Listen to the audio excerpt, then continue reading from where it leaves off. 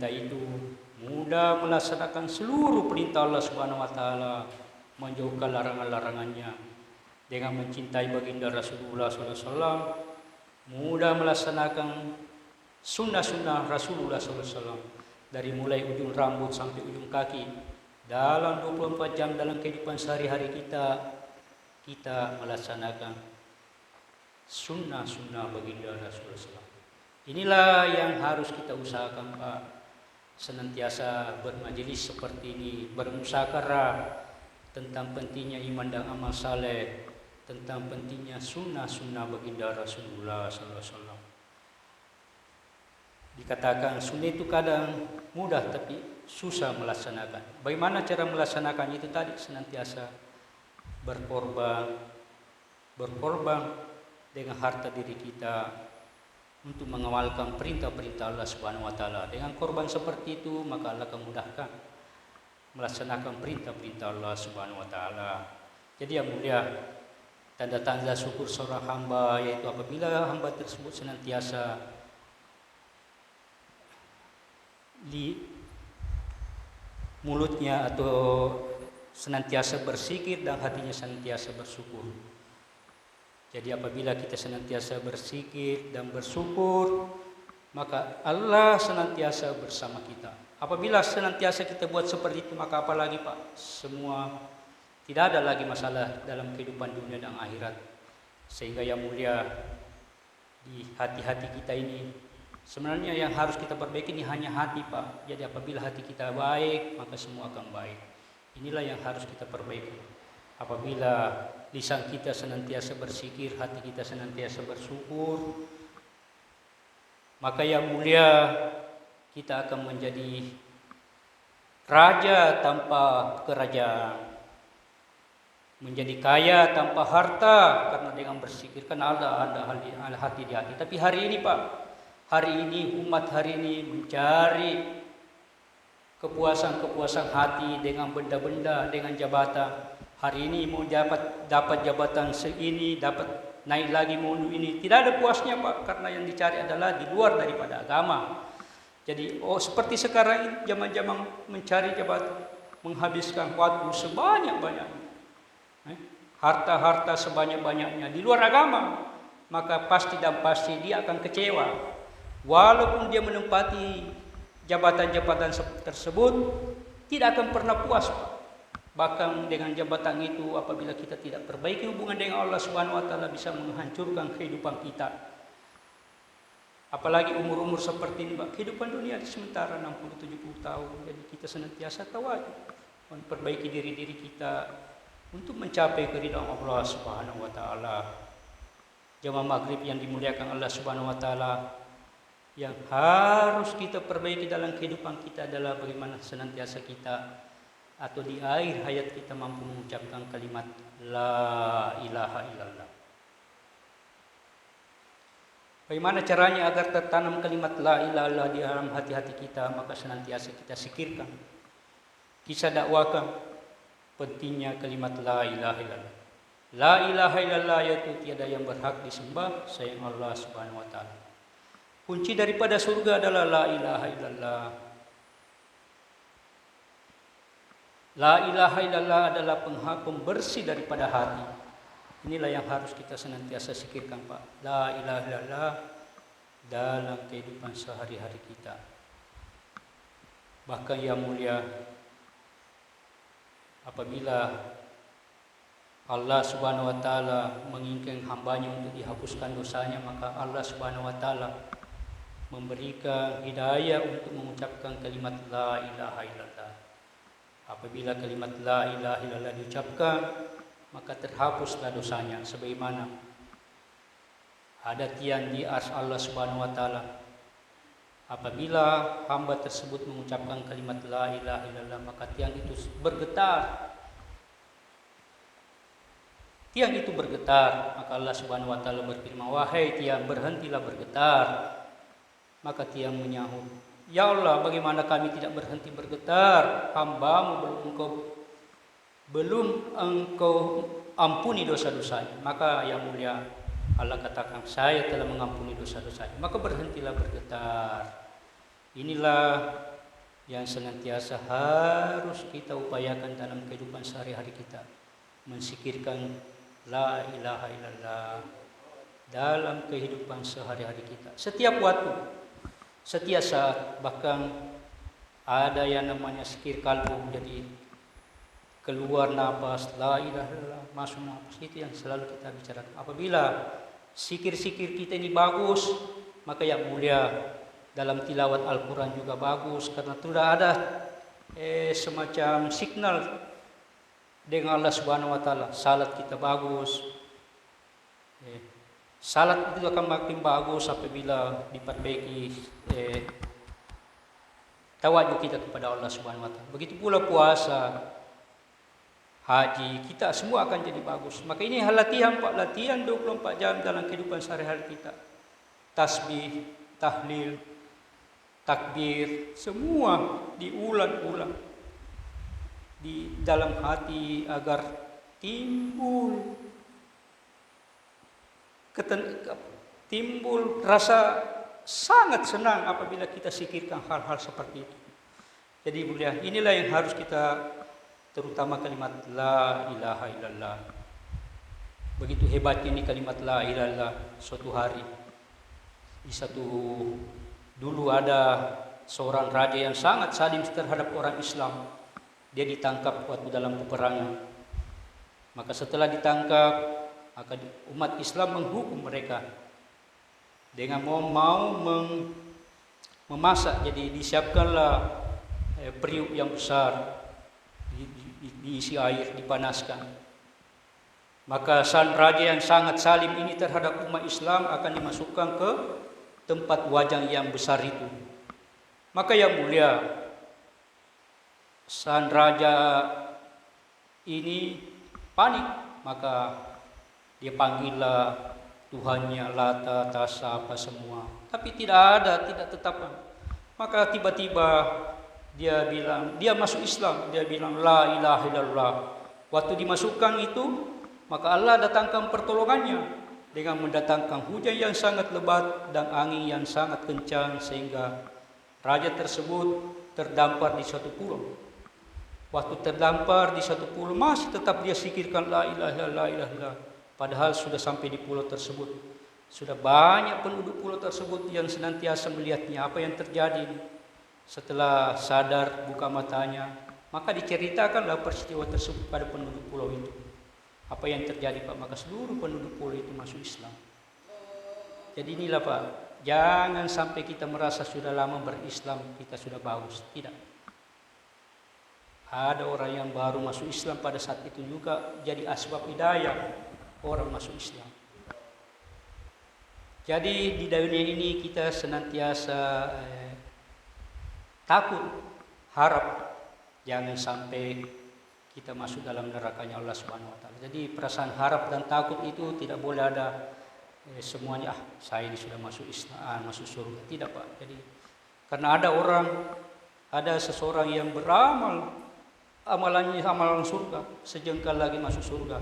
Tapi karena ditakdirkan masuk neraka pada akhir hayatnya, dia masuk neraka karena ada kesalahan-kesalahan. Begitu pula Pak, kita jangan pandang enteng saudara-saudara kita yang di luar sana yang belum dapat hidayah. Amalannya amalan neraka, tapi sejengkal lagi dia masuk neraka, tiba-tiba Allah takdirkan untuk masuk surga. Jadi inilah kita senantiasa rasa harap atau rasa takut dan takut akan siksa Allah Subhanahu wa Ta'ala, berharap masuk surganya Allah Subhanahu wa Ta'ala. Maka yang mulia, setelah bagus la ilaha illallah ini, maka perintah agama yang terpenting setelah kalimat la ilaha illallah Muhammadar Rasulullah adalah perintah salat. Maka yang mulia, salat yang terbaik itu berjamaah pada waktunya di mana azan dikumandangkan. Bagi laki-laki balik. Jadi tidak ada alasan Pak, berjamaah pada waktunya di mana azan dikumandangkan. Dikatakan apabila seseorang melaksanakan salat 5 waktu berjamaah di mana azan dikumandangkan, akan dijamin masuk surga. Beristiqamah melaksanakan perintah-perintah Allah Subhanahu wa Ta'ala. Sehingga yang mulia, orang-orang yang senantiasa beristiqamah menjalankan perintah Allah Subhanahu wa taala, yaitu perintah salat. Salat ini sangat penting karena inilah yang nanti yang paling pertama dihisab di hari kiamat.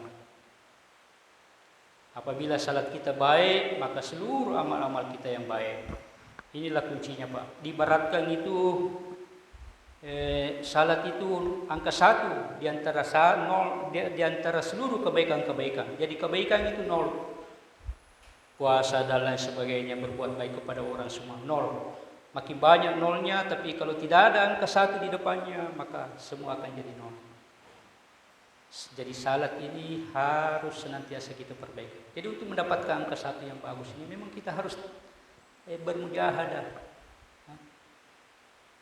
Jadi Allah setiap hari, Pak, setiap hari 5 kali sehari Allah Subhanahu wa taala membentangkan untuk memberikan kebaikan kepada hamba-Nya. Bagaimana cara Allah Subhanahu wa taala senantiasa membuka dirinya untuk kebaikan kepada hamba-hambanya itu dengan azan. Jadi ada orang bilang, saya ini belum diberikan kebaikan. Tiap hari Allah 5 kali dalam azan memberikan kebaikan. Hanya hamba-hamba tersebut yang tidak mendapat kebaikan. Jadi semua orang terbuka lebar untuk mendapatkan kebaikan.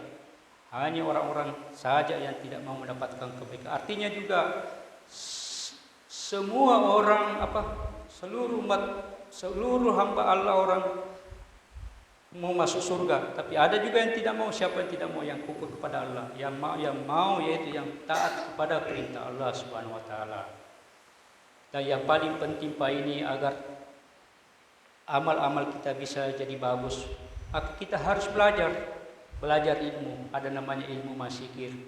Apabila dalam kehidupan sehari-hari kita ada perintah-perintah agama yang kita tidak tahu, maka kita ke ulama bertanya, mau kasih kawin anak kita, hakikah anak kita, apa yang harus kita lakukan secara syariah. Jadi semua harus kita konsultasikan kepada ulama. Kenapa?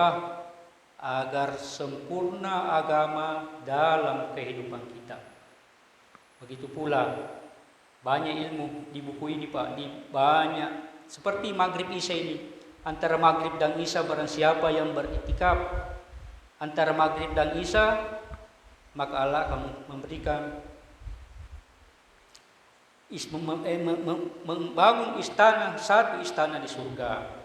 Bahkan barang siapa yang membaca Al-Mulk dan As-Sajdah antara maghrib dan isya, pahalanya menyamai malam Lailatul Qadar. Jadi tiap malam kita bisa mendapatkan malam Lailatul Qadar, yaitu dengan antara maghrib dan isya kita membaca Al-Sajdah dan Al-Mulk. Begitu pula amal-amal yang sangat penting. Jadi ini maghrib isya ini paling mahal juga amalannya. Tapi tidak semua orang mampu untuk melakukannya. Apabila kita senantiasa berdiam diri di masjid antara maghrib dan isya, duduk-duduk saja seperti ini, apalagi bermajelis seperti ini, berzikir dan lain sebagainya, sama dengan kalau kita salat sunnah selama antara maghrib dan isya. Bahkan katakan barang siapa yang membaca surat Yasin di malam hari, maka apabila meninggal pada malam itu, maka dikategorikan syahid. Banyak sekali, Pak. Begitu pula sebelum kita tidur, untuk mendapatkan surga Firdaus, maka kita baca Ar-Rahman, Al-Halik, Al-Waqiyah. Tidak berarti dibaca itu tidak masuk surga. Artinya dengan membaca itu maka memudahkan untuk berbuat amal untuk mendapatkan surga Firdaus. Jadi itu maksudnya, Pak. Begitu pula Al-Waqiyah tidak akan dimiskinkan atau orang yang senantiasa membaca Al-Waqiyah. Artinya dengan membaca Al-Waqiyah maka dimudahkan untuk mencari rezeki. Orang biasanya mencari rezeki 24 jam dapatnya sekian. Orang yang senantiasa amalkan amal-amal seperti ini, sebentar saja meluangkan waktunya mencari rezeki, sudah sama mendapatkan rezeki. Jadi inilah yang kita usahakan, Pak. Begitu pula taklim-taklim seperti ini agar meningkatkan amal, maka kita buat di rumah-rumah kita. Kita ajak ahli-ahli keluarga kita bacakan buku-buku agama agar wujud agama dalam kehidupan kita. Dikatakan barang siapa yang beramal saleh, baik laki-laki dan perempuan, dalam keadaan beriman, maka Allah akan berikan kehidupan yang baik. Jadi kehidupan yang baik itu kecil itu kalau perkara harta, kendaraan yang bagus, rumah yang bagus, tabungan yang banyak, itu kecil Pak, hanya sementara. Tapi dengan kehidupan yang baik ini mengantarkan kita ke masuk surganya Allah Subhanahu wa taala. Mau tahu perbandingan harta-harta dunia dengan akhirat? Ada seseorang dikasih tahu, diberitahu, apabila engkau punya dunia, saya tambah lagi, maukah engkau tukar dirimu dengan surga? Mau? Tidak bisa lagi Pak. Jadi yang sedikit saja Pak. Hari ini orang mencari perkara-perkara yang palsu. Jadi kehidupan dunia itu kesenangan yang palsu. Tapi hari ini lihat Pak, hari ini inilah amal-amal yang paling bagus. Tapi berapa banyak orang yang sekarang tidak duduk di dalam majelis-majelis seperti mencari kehidupan yang palsu. Walaupun dia dapat satu dunia, tidak ada apa-apanya Pak dengan duduk-duduk seperti ini. Nanti setelah ini baru kita mencari rezeki yang halal. Jadi yang mulia, ada titik-titik tertentu di mana waktu-waktu tertentu tersebut ada amal-amal yang terbaik. Itu dulu yang dilaksanakan Pak. Kehendak Allah dulu yang kita laksanakan, baru kehendak diri kita. Apabila kita senantiasa melaksanakan kehendak Allah, maka itulah tanda-tanda hidayah kita. Jadi yang mulia, ya, dengan kita beriktikaf seperti ini selama 40 hari, bahkan dikatakan barang siapa yang beriktikaf satu malam, maka Allah Subhanahu wa taala menjauhkan 3 parik dari api neraka. 3 parik itu antara langit dan bumi. Satu malam saja Pak. Kalau 40 malam, 4 bulan atau 3 hari, betapa banyak Pak. Padilah atau keuntungan yang kita dapatkan dengan bermujahadah seperti ini. Tidak juga sebenarnya bermujahadah karena hati kita senantiasa tenang. Mendiamkan diri di masjid itu dalam lindungan Allah Subhanahu wa taala. Bahkan tempat yang paling mulia di muka bumi adalah masjid. Kita bukan siapa-siapa, tapi Allah selalu tempatkan kita di tempat yang paling mulia. Barang siapa yang senantiasa berdiam diri untuk memperbanyak waktu-waktunya di masjid, maka Allah akan cucurkan rahmat kepadanya, dimudahkan melewati sirat, dan Allah Subhanahu wa taala meridhoi orang-orang yang senantiasa berdiam diri di masjid. Apabila seseorang yang senantiasa di masjid, apabila ada keperluannya, maka malaikat akan membantunya. Apabila dia sakit, maka malaikat akan menjenguk. Jadi boleh Pak, dalam kehidupan sehari-hari kita ada keperluan-keperluan, tidak apa-apa keluar. Setelah selesai ke masjid lagi. Enak itu perasaan Pak. Enak sekali. Hari ini orang mencari kebahagiaan-kebahagiaan di luar agama. Jadi dengan beriktikafnya kita seperti sebenarnya untuk menyempurnakan agama dalam kehidupan kita. Tidak berarti kita setelah begini sudah sempurna kehidupan agama dalam kehidupan kita. Tidak Pak. Bertahap-tahap kesempurnaan agama dalam diri kita sesuai dengan kehendak Allah Subhanahu wa taala. Maka yang mulia, kesempurnaan agama itu ada 5 bagian, yaitu imaniyah, beriman kepada Allah, beriman kepada kitab-kitabnya, rasul-rasulnya, malaikatnya, hari kiamat, dan kadar baik dan kadar buruk. Itu yang diperbaiki. Bagian yang kedua adalah uluhiyah kita, atau salat, sedekah atau zakat, puasa, dan haji. Itu yang diperbaiki bertahap-tahap. Dan yang ketiga adalah muasyarah. Bagaimana kita memperbaiki hubungan kita dengan sesama manusia, tetangga, di lingkungan pekerjaan, di lingkungan keluarga, kita perbaiki. Jadi kita tidak berarti sudah bagus ini Pak. Justru dengan tidak bagusnya hal-hal seperti itu yang 5 bagian ini, maka kita perbaiki diri-diri kita.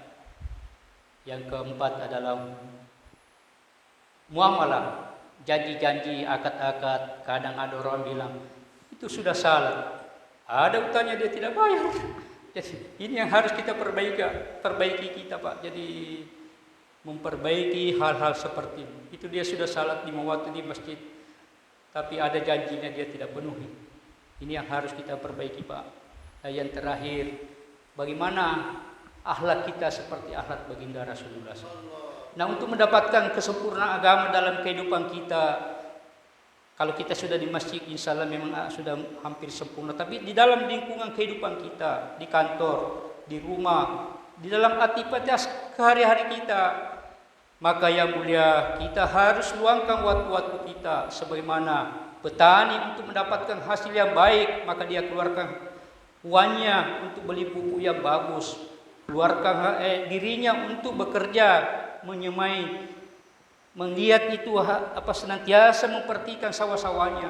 Begitu pula orang-orang yang di kantor, ke kantor belajar bagaimana agar bisa bekerja dengan baik. Begitulah untuk menyempurnakan agama, kita harus luangkan waktu-waktu kita keluar di jalan Allah dengan harta-harta kita. Kalau hari ini Pak, kita senantiasa mau memperbaiki sawah kita, yang keduniaan semua Pak, tapi kita tidak mau pergi diri kita, padahal inilah nanti yang akan dihisap di hari kiamat. Bagaimana sempurna agama dalam kehidupan kita akan kita pertanggungjawabkan nanti di hadapan Allah Subhanahu wa taala sebelum kita meninggal. Jadi Pak, setiap hari 24 jam, dalam 24 jam itu malaikat maut mendatangi kita 70 kali. Artinya setiap 20 menit sekian malaikat maut mendatangi kita. Apabila sudah waktunya tidak dimundurkan dan tidak dimajukan. Hari ini kadang kita bercita-cita mau ini mau itu, padahal setiap saat malaikat maut akan menjemput kita. Kadang ada orang yang sehat pagi-pagi keluar rumah untuk bekerja pernah sudah jadi mayat. Jadi kita tidak tahu Pak, sakit tidak sakit, pasti dan pasti kita akan mati. Dan untuk mempersiapkan kematian kita dengan baik, maka kita sempurnakan agama dalam kehidupan kita Pak. Agar sempurna juga agama dalam diri kita, maka ada perintah agama yang harus kita lakukan, yaitu mendakwakan agama ini atau bersilaturahmi. Ali radhiyallahu meriwayatkan sabda baginda Rasulullah SAW, barang siapa yang mengambil tanggung jawab satu perkara, maka akan dijamin 4 perkara. Barang siapa yang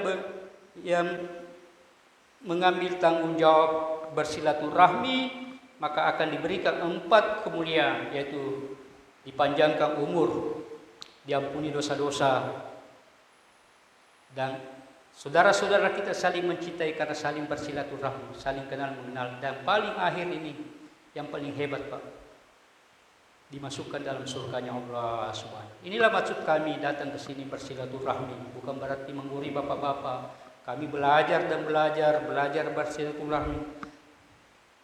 Ceramah maghrib kemarin untuk saling kenal mengenal di antara kita, berbangsa-bangsa, bersuku-suku, untuk saling kenal mengenal.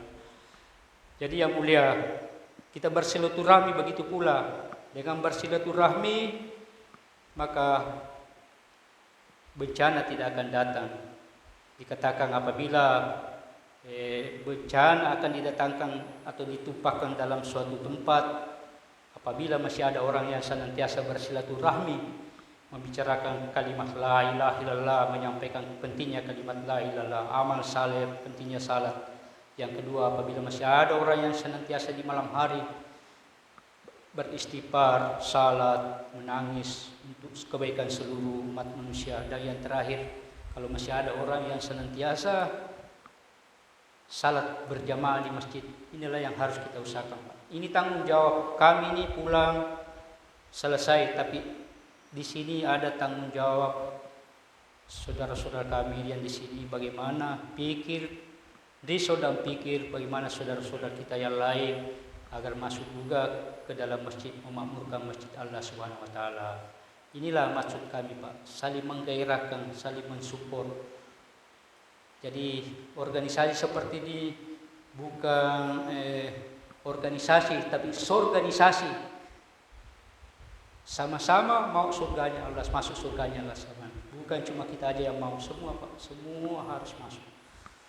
Inilah yang senantiasa kita pikirkan siang dan malam, sebagaimana pikir-pikir baginda Rasulullah SAW.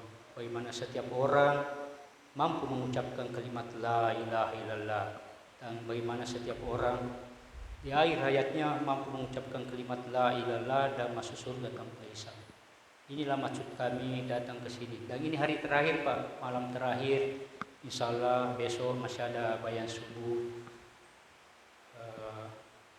Kami sangat berterima kasih atas segala